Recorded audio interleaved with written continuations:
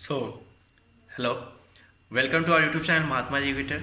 I am Abhishek and today we are going to discuss chapter 4 of class 12th physics. ठीक है, तो आज जो है हम लोग फिजिक्स का चैप्टर 4 डिस्कस करने जा रहे हैं। शॉर्ट नोट्स भी इसको कह सकते हो और एक तरीके से इसको जो है शॉर्ट नोट्स भी कह सकते हो, और साथ में जो है इंपॉर्टेंट टॉपिक्स तो है ही। तो जितने भी इंपॉर्टेंट टॉपिक्स हमने इसमें बताए वो सभी इंपॉर्टेंट टॉपिक्स को आपको अच्छे से देख लेने हैं, अच्छे से कवर कर लेने हैं। और जो भी लोग नई बार जुड़े हो चैनल को सब्सक्राइब कर लेना, वीडियो को लाइक कर देना और अपने सभी दोस्तों को शेयर कर देना। तो बिना समय को बर्बाद किए हुए हम लोग चलते हैं, टॉपिक सीखते हैं। तो आ जाओ हम लोग जो है टॉपिक सीखते हैं। चलिए देखिए यहाँ पे ये है आपका इंपॉर्टेंट टॉपिक चैप्टर 4 का। इसको शॉर्ट नोट्स भी बोल सकते हो, ठीक है। शॉर्ट नोट्स भी इसको एक तरीके से बोल सकते हो और एक तरीके से इंपॉर्टेंट टॉपिक्स भी बोल सकते हो। तो इसमें जितने भी इंपॉर्टेंट टॉपिक्स हमने आपको बताया है और जो भी मैंने बताया उसको ध्यान से देखिएगा, ध्यान से सुनिएगा, ठीक है। और जितने भी इंपॉर्टेंट टॉपिक्स आपको बताया सब आपको जो है नोट्स में मिल जाएगा। नोट्स कहाँ पे है? नोट्स नीचे डिस्क्रिप्शन बॉक्स में मैंने लिंक दे दिया है, फिजिक्स नोट्स प्लेलिस्ट करके। फिजिक्स नोट्स प्लेलिस्ट वाला लिंक पे क्लिक कीजिएगा, आपको नोट्स मिल जाएगा। या फिर आप सिंपली सर्च करना, यूट्यूब पे जाके सर्च करना physics notes bye Mahatma ji educator, ठीक है। Physics notes bye Mahatma ji educator search करना, आ जाएगा। या फिर गूगल पे भी सर्च कर सकते हो, कहीं पे भी सर्च करोगे physics notes bye Mahatma ji educator आ जाएगा और जाके डाउनलोड कर लेना, ठीक है। चलिए आगे है चैप्टर 4। चैप्टर 4 क्या है? Magnetic effect of current. क्या है chapter 4? Magnetic effect of current है चैप्टर 4 में। अब देखो इसका जो सबसे पहले इसमें हमको पढ़ना है और ऑरेस्टेड एक्सपेरिमेंट क्या होता है। क्या ऑरेस्टेड एक्सपेरिमेंट क्या होता है? तो ध्यान से देखो ऑरेस्टेड एक्सपेरिमेंट क्या होता है। अभी हम लेके चलते हैं आपको नीचे, थोड़ा ऊपर कर लेते हैं और देखते हैं ऑरेस्टेड एक्सपेरिमेंट है क्या आखिर। चलिए आ जाइए, देखो in this experiment he took a current carrying wire and put a magnet parallel to wire. When current starts flowing the magnet shows deflection, when current stops there is no deflection in magnet। मतलब क्या कि बोल रहा है in this experiment, इस experiment में जो है क्या करते हैं ओरेस्टेड साहब ने एक करंट कैरिंग वायर लिया है और उस करंट कैरिंग वायर को जो है मैग्नेट के पैरेलल में रख दिया है। या फिर कह सकते हो कि उन्होंने जो है एक करंट कैरिंग वायर लिया है और एक मैग्नेट लिया है, दोनों को एक दूसरे के पैरेलल रख दिया गया। मतलब कि करंट कैरिंग वायर के पैरेलल में मैग्नेट को रख दिया गया है। जब इस तरीके से वो रख देते हैं और करंट जब वहां से फ्लो करता है, वायर से जब करंट फ्लो करता है तो करंट क्या होता, सॉरी मैग्नेट क्या होता है कि डिफ्लेक्शन शो करता है, ठीक है, इन द डायरेक्शन ऑफ करंट, ठीक है। मैग्नेट जो है डिफ्लेक्शन शो करता है और क्या, सॉरी, और जब रोक देते हैं, जब वो करंट फ्लो करना रुक जाता है, stop, when current stop the flowing, ठीक है, तब क्या होता है कि देयर इज नो डिफ्लेक्शन, कोई डिफ्लेक्शन नहीं होता। देखो ना यहाँ पे लिखा ना देयर इज नो डिफ्लेक्शन, कोई डिफ्लेक्शन नहीं होता है मैग्नेट में। मतलब मैग्नेट किधर भी नहीं हिलता है, एकदम जैसे का तैसे ही रहता है। और अगर अगर करंट, अब यहाँ पे देखो क्या बोला है, now direction of current is reversed by which deflection of magnet is also opposite in direction, ठीक है। मतलब कि अगर करंट के डायरेक्शन को रिवर्स किया जाता है, मतलब उल्टा कर दिया जाता है, मान लो अभी जो है डायरेक्शन ऑफ करंट ये है तो कुछ देर बाद इधर कर दिया जाएगा डायरेक्शन ऑफ करंट, तो क्या होगा कि जो डिफ्लेक्शन होता है मैग्नेट में वो भी अपोजिट डायरेक्शन में हो जाता है, वो भी क्या होता है, उल्टा हो जाता है। तो चलो बात समझ में आ रही है ना क्या बोल रहे हैं हम।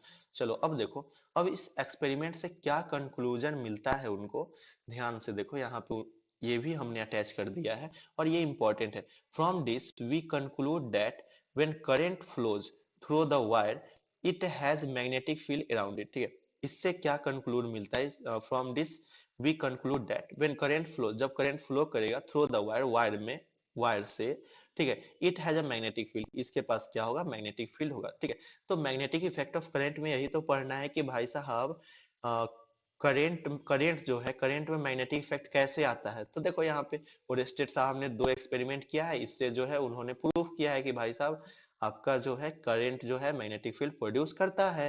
तो बस देखो ये हमने एक और एक एक्सपेरिमेंट पढ़ लिया, एक एक्सपेरिमेंट ये पढ़ लिया और सेकेंड एक्सपेरिमेंट नीचे हमने दिया है। दोनों एक्सपेरिमेंट को अच्छे से देख लेना है और ये पीडीएफ से देख लो या फिर हमारे नोट्स में देख लो, दोनों एक ही जगह है। सॉरी, दोनों में एक जैसा ही है, सेम वर्ड सेम सेंटेंस लिखा हुआ है। यहाँ पे कुछ अच्छे राइटिंग में लिखे हुए हैं क्योंकि ये मेरी राइटिंग है, ठीक है। अब देखो बोला है ऑरेस्टेड सेकेंड एक्सपेरिमेंट के बारे में। ऑरेस्टेड सेकेंड एक्सपेरिमेंट क्या है? इन दिस एक्सपेरिमेंट ही टूक अ कार्डबोर्ड, इस एक्सपेरिमेंट में जो है उन्होंने एक कार्डबोर्ड लिया है। क्या लिया है? एक कार्डबोर्ड लिया है did a hole in between, एक होल बनाए हैं बिटवीन में, ठीक है, बीच में एक होल बनाते हैं। The cardboard, a wire is put inside the hole, ठीक है, और एक वायर को जो है उस होल में रखते हैं and connected through the battery, और उसको जो है बैटरी से कनेक्ट कर देते हैं। Same magnetic field are kept around, और सेम मैग्नेटिक फील्ड को जो है केप्ट अराउंड, मतलब कि कुछ मैग्नेटिक फील्ड को, सॉम है यहाँ पे, कुछ कुछ मैग्नेटिक फील्ड के सॉरी कुछ मैग्नेटिक मटेरियल को, क्या, कुछ मैग्नेटिक मटेरियल, जैसे ही कह सकते हो लोहा, ये सब, तो उसका जो जर्दा होता है ना, बुरादा टाइप का, उसको जो है उन्होंने लेते हैं, वो लेते हैं सम मैग्नेटिक मटेरियल को, और वायर के अराउंड रख देते हैं, तार के चारों तरफ रख देते हैं। तब क्या होता है, when current flows through the wire, जब करंट जो है वायर के थ्रू फ्लो करेगा, जब करंट फ्लो करेगा थ्रू द वायर, वायर से, magnetic substance become circular, magnetic substance क्या होगा, सर्कुलर हो जाएगा, अपने आप जो है सर्कुलर का फॉर्म ले लेगा, सॉरी, सर्कल का फॉर्म ले लेगा, अराउंड द वायर, वायर के चारों तरफ सर्कल का फॉर्म ले लेगा। इट हैज, इट मींस इससे क्या पता चलता है, it means that magnetic field is circular around the wire, इससे पता चलता है कि मैग्नेटिक फील्ड जो होता है सर्कुलर होता है अराउंड द वायर, वायर के चारों तरफ, ठीक है। तो बात समझ में आ रही है। तो यही दो एक्सपेरिमेंट जो है उन्होंने दिया है, और ये दोनों एक्सपेरिमेंट बहुत ही ज्यादा इंपॉर्टेंट है, इसीलिए हमने इतना मेहनत करके यहाँ पे मेंशन किया है। तो आप लोगों को भी मेहनत करना है और बनाना है और पढ़ना है। ठीक है। अब देखो, यहाँ पे जो है हमने फिगर अटैच किया है, क्या है, फिगर अटैच किया है। देखो, ये जो है आपका कार्डबोर्ड है, ब्लैक वाला जो है कार्डबोर्ड है, और रेड वाला जो है वायर है, और ये जो है आपका बैटरी लगा हुआ है, करंट फ्लो कर रहा है, करंट जैसे ही फ्लो कर रहा है, तो ये चारों तरफ सर्कुलर जो आपको दिखाई दे रहा है, यही आपका मैग्नेटिक मटेरियल है, ठीक है। तो सर्कल का फॉर्म ले लेता है, बात समझ में आ रही है। तो इसी के बारे में हमने बात किया है। आगे चलते हैं, हम आगे देखते हैं क्या है। आगे बहुत ही इंपॉर्टेंट चीज, और ये सब चीज जो है ना आप लोग पढ़ चुके होंगे क्लास 9th में, ठीक है। क्या है, Maxwell right hand thumb rule. Maxwell right hand thumb rule क्या होता है, Maxwell right hand thumb rule क्या होता है, तो देखो बोलता है, according to right hand thumb rule, right hand thumb rule के अनुसार, according to right hand thumb rule, we put our thumb in the direction of current, हम लोग जो है अपने थंब को डायरेक्शन ऑफ करंट में पुट करते हैं, मतलब कि जिधर करंट जा रहा है उस डायरेक्शन में हम लोग अपने थंब को रखते हैं, मतलब अंगूठा को रखते हैं, एंड कर्ल आवर फिंगर, और अपने फिंगर को जो है कर्ल करते हैं, मतलब मोड़ते हैं, ठीक है। अच्छा एक बात और, जो हमने ऊपर में दो एक्सपेरिमेंट बताया ना, और स्टेट का फर्स्ट एक्सपेरिमेंट और सेकेंड एक्सपेरिमेंट, उसका लिंक नीचे में हम दे दिए हैं, एनिमेटेड वीडियो का, ठीक है। तो लिखा हुआ है और स्टेट फर्स्ट एक्सपेरिमेंट, और ये एनिमेटेड वीडियो लिंक, उस पर जाके क्लिक करना, तो और स्टेट फर्स्ट एक्सपेरिमेंट को आपको अच्छे से एक्सप्लेन कर दिया गया है, ठीक है। और सेम टू सेम जो है सेकेंड स्टेप का भी जो है, सेकेंड जो है आपका एक्सपेरिमेंट, उसका भी उसी तरीके से नीचे में हमने डिस्क्रिप्शन में लिंक दे दिया है, तो आप जाके वहां से देख सकते हो उसका वीडियो, और समझ सकते हो कि कैसे जो है उन्होंने पता किया है, ठीक है। चलो, तो बोला according to right hand thumb rule, right hand thumb rule के, Maxwell right hand thumb rule के, ठीक है। अकॉर्डिंग टू मैक्सवेल, यहाँ मैक्सवेल छूट गया है, मैक्सवेल, ठीक है, ग्लेन मैक्सवेल नहीं, Maxwell right hand thumb rule, we put our thumb in the direction of current, हम लोग अपने थंब को जो है करंट के डायरेक्शन में रखते हैं, एंड कर्ल आवर फिंगर, मतलब अपने फिंगर को जो है मोड़ते हैं, जैसे कि अभी आपके हाथ में पेन है, तो पेन को जो है पकड़ो और अपने अंगूठा को सीधा रखो, तो पेन को पकड़ोगे तो वो जो पकड़े हो ना, वो कर्ल किए हुए, मतलब अपने अंगूठा को, अपने चारों उंगली को जो है मोड़ मोड़ लिए हो, ठीक है।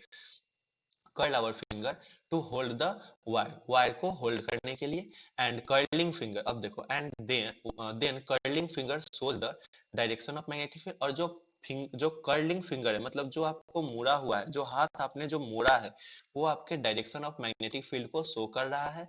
इफ करंट मूव्स, अगर करंट मूव करेगा अपवर्ड, ऊपर की तरफ, of magnetic field, of magnetic field is anti clockwise, ठीक है।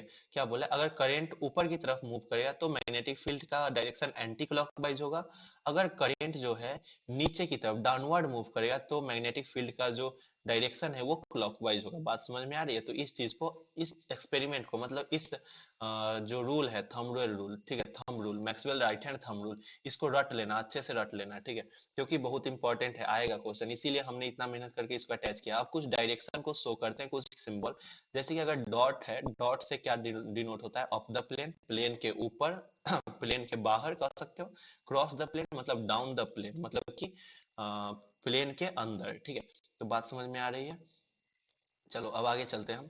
आगे है आपका मैक्सवेल स्क्रू रूल, ठीक है। अभी तक हमने मैक्सवेल थंब रूल पढ़ा, अब जो है मैक्सवेल स्क्रू रूल है। मैक्सवेल स्क्रू रूल क्या होता है, in this he put a screw parallel to the wire, इसमें जो है वो जो है एक स्क्रू को लेते हैं, स्क्रू मतलब समझते हो ना, स्क्रूप, स्क्रूप समझते हो ना, इस तरीके से होता है, ठीक है।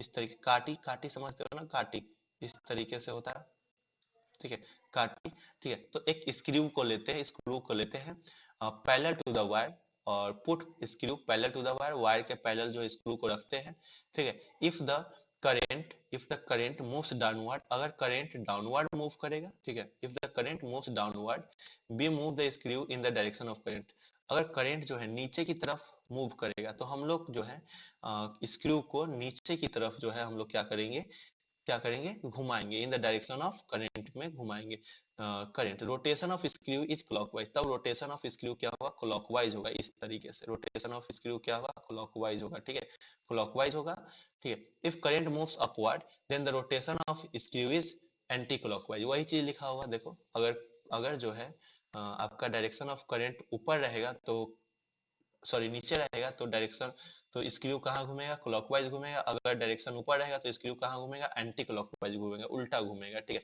चलो तो बात समझ में आ रही है। यहाँ पे लिखा हुआ है ना, direction rotation screw shows the direction of magnetic field, ठीक है, एंटी क्लॉकवाइज लिखा हुआ है। डायरेक्शन ऑफ रोटेशन, अब जो डायरेक्शन ऑफ रोटेशन है, जो घुमाया जा रहा है, वो जो है direction of rotation of screw, screw का जो डायरेक्शन ऑफ रोटेशन है, shows the direction of magnetic field, क्या शो करता है, डायरेक्शन ऑफ मैग्नेटिक फील्ड को शो करता है। बोलो बात समझ में आ रही है, सभी लोग बताइए। चलिए, और इस वीडियो को अपने सभी दोस्तों को शेयर कर देना, ठीक है, ताकि सभी लोग पढ़ सके। अब आता है नेक्स्ट हमारा टॉपिक है बायोट सावर्ट लॉ, बहुत ज्यादा इंपॉर्टेंट टॉपिक है, हर साल एग्जाम में यहाँ से क्वेश्चन आता है, बायोट सावर्ट लॉ, ठीक है। तो Biot and Savart were two scientist, Biot और सावर्ट जो है दो साइंटिस्ट है, which gave magnetic field due to current carrying element, जो कि मैग्नेटिक फील्ड देते हैं किसके कारण, करंट कैरिंग एलिमेंट के कारण। अकॉर्डिंग टू दिस लॉ, इस लॉ के आधार पे magnetic field due to current carrying element is directly proportional to the magnetic field of current. क्या होता है, मैग्नेटिक फील्ड जो करंट कैरिंग कंडक्टर के कारण होता है, वो जो होता है डायरेक्टली प्रोपोर्शनल होता है मैग्नीट्यूड ऑफ करंट के मैग्नीट्यूड के डायरेक्टली प्रोपोर्शनल होता है। बात समझ में आ रही है, किसके डायरेक्टली प्रोपोर्शनल, करंट के मैग्नीट्यूड के डायरेक्टली प्रोपोर्शनल होता है। आगे देखो क्या बोलता है, ध्यान देना आगे क्या बोलता है। सबसे पहला तो करंट के डायरेक्टली प्रोपोर्शनल होता है, आगे बोलता है current carrying element is directly proportional to the magnetic field of current, ठीक है, करंट के प्रोपोर्शनल। लेंथ ऑफ करंट के प्रोपोर्शनल होता है, element element length of current element, ठीक है, एंड साइन थीटा के प्रोपोर्शनल होता है, ठीक है। अच्छा, where theta is the angle between current and position vector, और थीटा क्या है, एंगल है किसके किसके बीच का, करंट और पोजीशन वेक्टर का।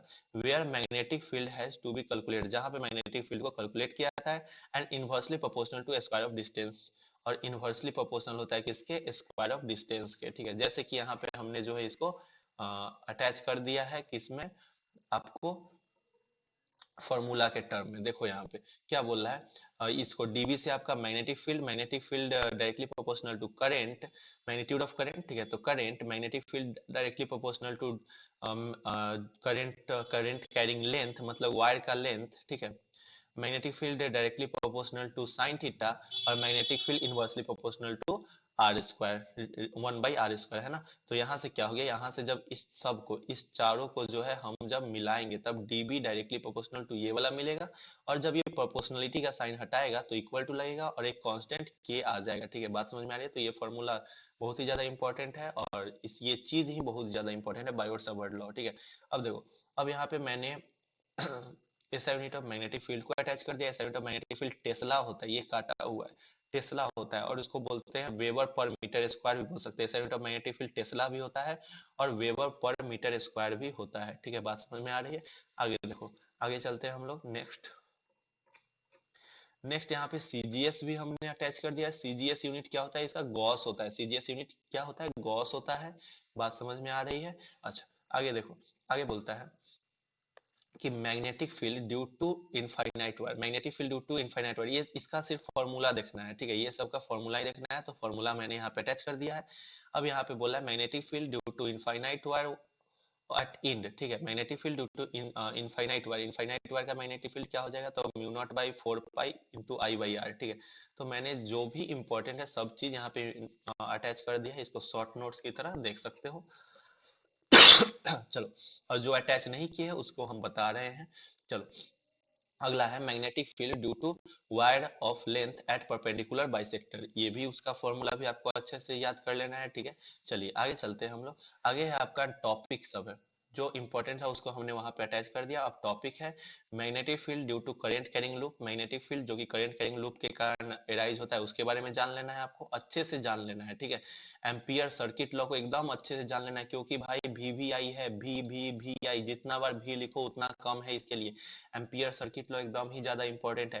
Application of ampere circuit law एकदम ज्यादा इंपॉर्टेंट है। ये ट्रोआइड है, ये जो है ना, ये गैप नहीं है, यहाँ पे गैप नहीं होगा, ट्रोआइड, ठीक है। क्या है, TOROID, ट्रोआइड, ठीक है, TOROID, ठीक है, ट्रोआइड, ठीक है। तो ट्रोआइड के बारे में अच्छे से जान लेना है कि ट्रोआइड क्या होता है। देखो ट्रोआइड क्या होता है, ध्यान दो। आपने देखा होगा कभी कभी जो है बॉल, CFL बॉल फोड़ लेते हैं तो इस तरीके से रहता है, और उसमें जो है इस तरीके से तार लपटा हुआ रहता है ना, इसी को ट्रोआइड बोलते हैं। देखो इस तरीके से तार लपटा रहता है ना, तो इसी को ट्रोआइड बोलते हैं, ठीक है। तो वो जो है देख लेना, डेफिनेशन इसका नोट्स में लिखा हुआ है डेफिनेशन, ठीक है। उसके बाद आता है आपका magnetic field due to toroid, magnetic field, यहाँ पे देखो ट्रोआइड का स्पेलिंग सही लिखा हुआ है, यहाँ पे जो है सही कर लेना। मैग्नेटिक फील्ड ट्रोआइड के कारण क्या होता है उसको देख लेना। और ये वाला मोस्ट इंपॉर्टेंट है, फ्लेमिंग लेफ्ट हैंड रूल। देखो हम फ्लेमिंग लेफ्ट हैंड रूल को अभी एक्सप्लेन कर देते हैं, थोड़ा थोड़ा राइटिंग थोड़े गंदे हैं, लेकिन आप लोग थोड़ा सा कष्ट कर सकते हो, ठीक है। उसका लॉरेंज फोर्स, लॉरेंज फोर्स एकदम ही ज्यादा इंपॉर्टेंट है, ठीक है, लॉरेंज फोर्स एकदम ज्यादा इंपॉर्टेंट है, VVI है आपके लिए। इसका आपको डिफिनीशन अच्छे से देख लेना है, यहाँ पे एक लाइन हमने अटैच किया है, ठीक है। लॉरेंज फोर्स का नहीं है ये लाइन जो है आपका एक पॉइंट है जो कि ऑब्जेक्टिव में आएगा, ऑब्जेक्टिव में आ सकता है ये पॉइंट।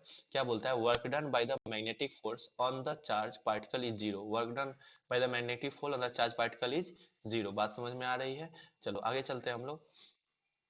आगे है आपका वेलोसिटी सेलेक्टर का आपको डिफाइन देख लेना है, डिफाइन देखना है सिर्फ, ठीक है, वेलोसिटी सेलेक्टर का डिफाइन देखना है। उसके बाद है साइक्लोट्रॉन, साइक्लोट्रॉन का प्रिंसिपल देख लेना है, कंस्ट्रक्शन देख लेना है, वर्किंग देख लेना है, आपको बस एक बार पढ़ लेना है, ठीक है।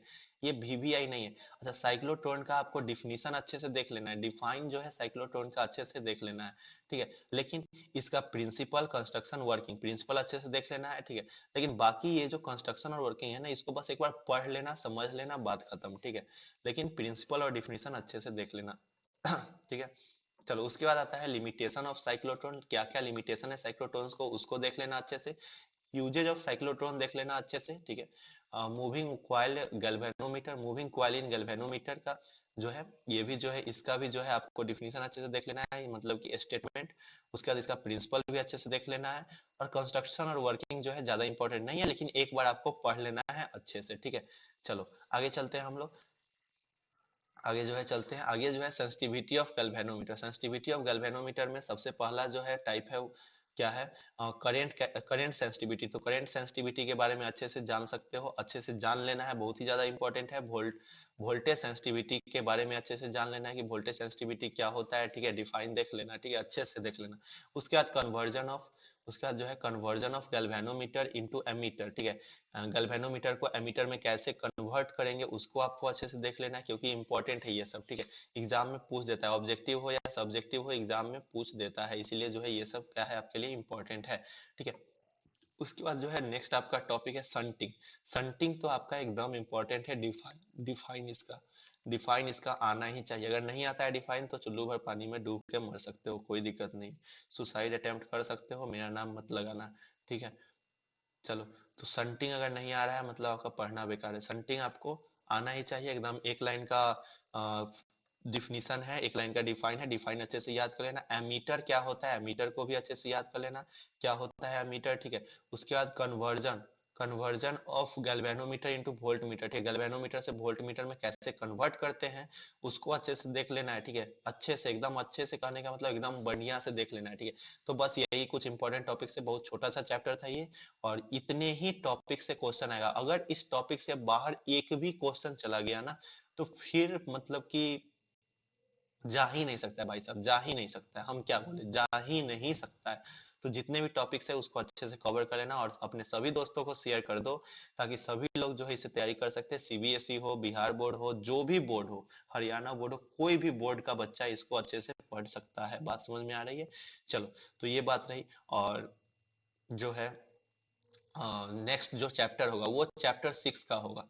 नेक्स्ट चैप्टर क्या होगा? चैप्टर 6 का होगा, ठीक है। चैप्टर 5, आज चैप्टर 4 हुआ है, 5 का नहीं करवाएंगे हम, अभी नहीं करवाएंगे, लास्ट में करवाएंगे। 5 का अभी नहीं करवाने जा रहे हैं, क्योंकि 5 is not a important chapter, ठीक है।